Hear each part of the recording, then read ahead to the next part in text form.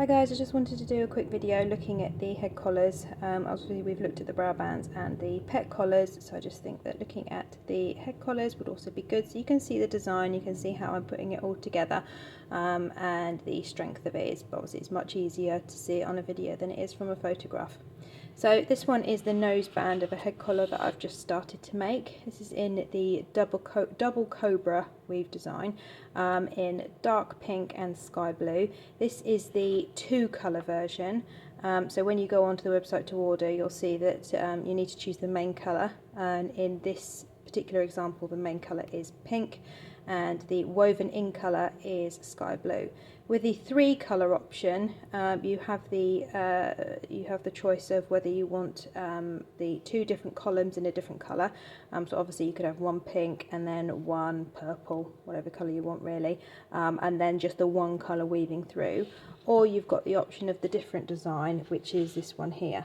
So this one has the main colour as honey gold here, and then the the woven in colours are the 2 colours together. So this is purple and plum pink.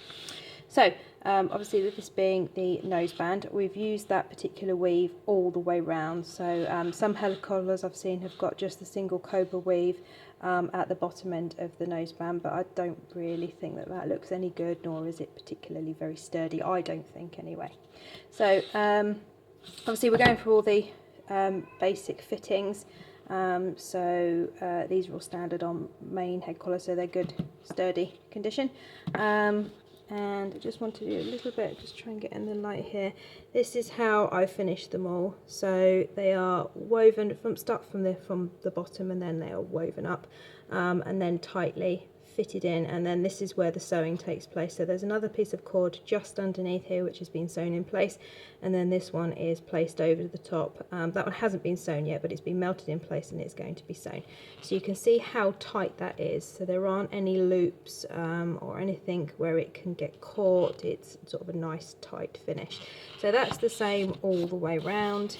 There's an example there, I'll just get into the light. There's an example there where it has been sewn in place.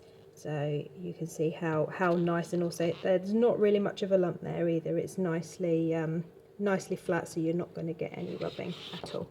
So that is going to be the basic part of the whole head collar really. It's going to be that particular design all the way up, bar the throat lash, which is going to be the single cobra, but it's not really too dissimilar to what we've done with the brow bands. So here is the webbing top. Obviously this one doesn't have the headpiece attached, but it will have.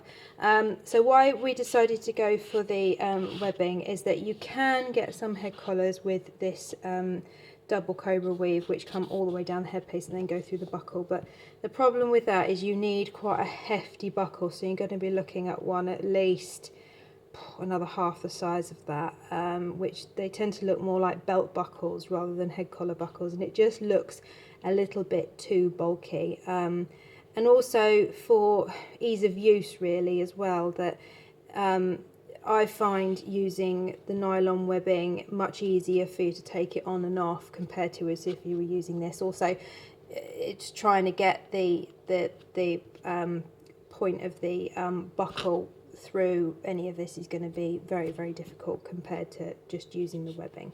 Not only that, but also for safety purposes, when I did a questionnaire about it, well, gosh, a couple of months ago, people were concerned about the safety aspect of it. I know some people like to use leather head collars, and some people just use nylon, but I felt that it would be useful if we could have some type of safety feature in there, which means that if your horse were ever to get caught, it'd have to put quite a lot of pressure on to break it, but that's going to be something that would happen if your horse got caught, not if it was just pulling back ever so slightly gently against the head collar. It'd have to put some extreme force on it.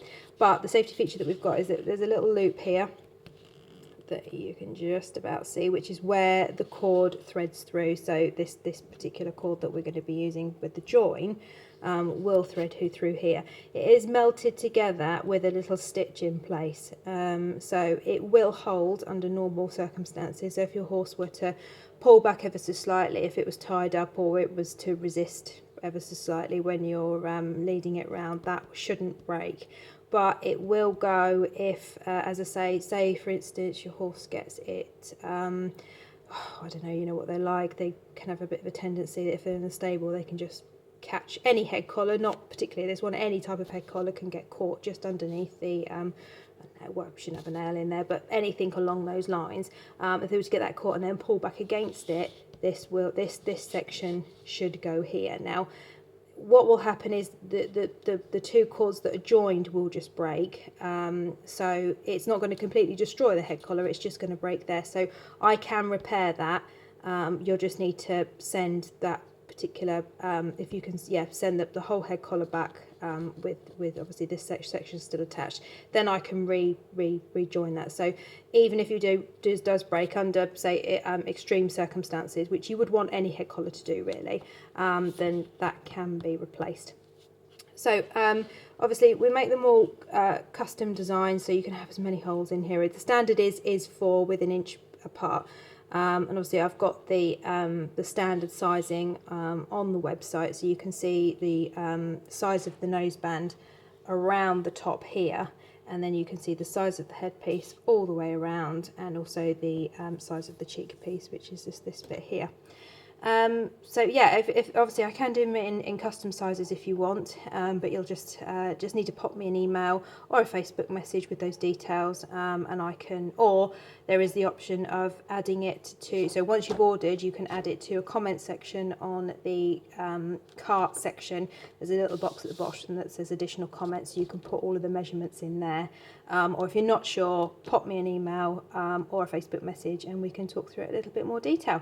Hopefully that's answered quite a few questions that you guys might have.